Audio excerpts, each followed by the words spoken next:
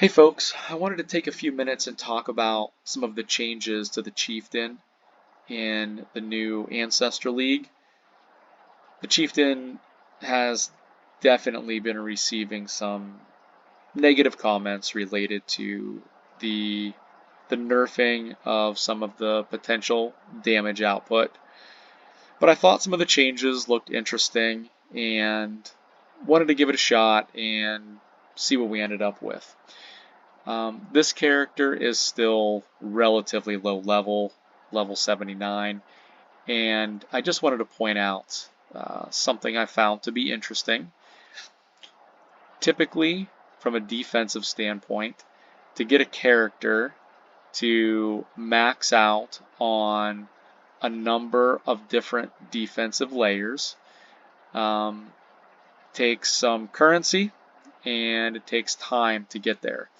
And these new passives for the Chieftain, it allows this to happen really easy with very low currency levels. In fact, I'm willing to say that there's really nothing special that allows or that is necessary for a character to get to this point. I'll show the passive skill tree, and with these skills that allow fire to be transformed to your other elemental resistances, it takes a lot of pressure off gearing, and then to focus your damage output on being stationary and utilizing this negative resistance element associated to damage over time. I think we've got an interesting character. And what I'm going to do with this character is see how far I can push the character and without investing a lot into the gear. I really want to try to focus on the defensive aspects and just see if we're able to get this character able to do any end game content. In order to further capitalize, and again, my purity of fire isn't even max level yet, so this is going to increase. But in order to capitalize on these high maximum resistances, I'm using the Cloak of Flame so that we can move some of the physical damage over to fire damage. Same with my helmet, 10% of physical damage moved over to fire damage. So these items, moving physical to fire, along with block chance and these caps, allow this character to feel really tanky. I'm going to post some gameplay videos soon, but I think this is going to be an interesting test to see how well I'm able to capitalize on these defensive aspects and utilize some basic damage over time skills for all of my damage output. There's no tricks, there's no kind of complex configurations for damage output.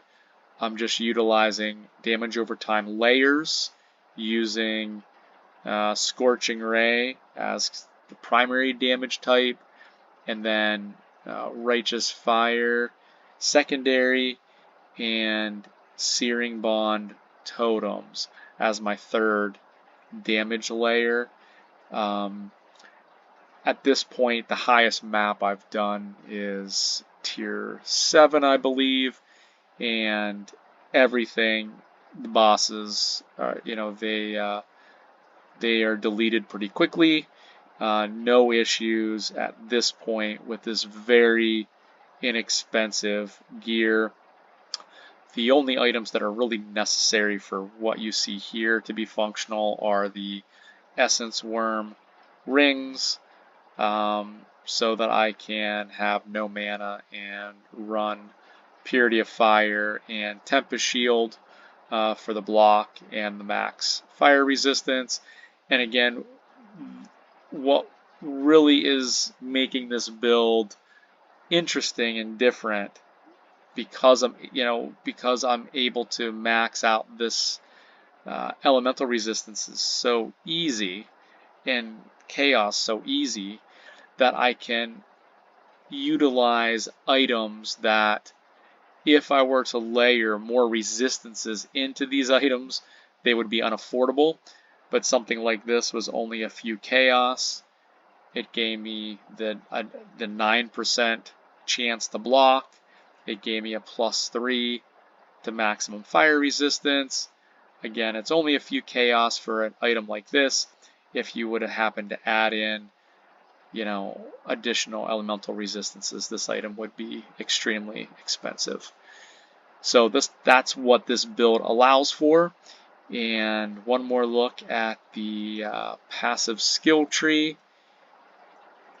Nothing overly complex here, very straightforward, again for a level 79 character. But this is what I'm going to run with and see what sort of